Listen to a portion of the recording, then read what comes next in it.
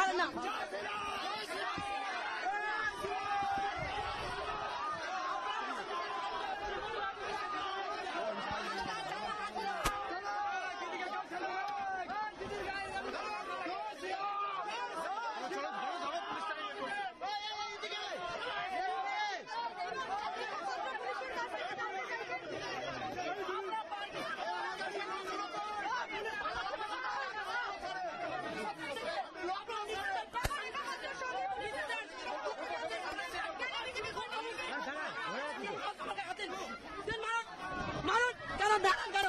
আমি সাধারণ মানুষকে বলছি, মানুষ আমি ক্যান্ডিডেট নই, আপনার সাধারণ মানুষকে বর্তমান বাড়িতে পিটিয়েছেন, লেখাপত্র মানুষ মেরে দেখান।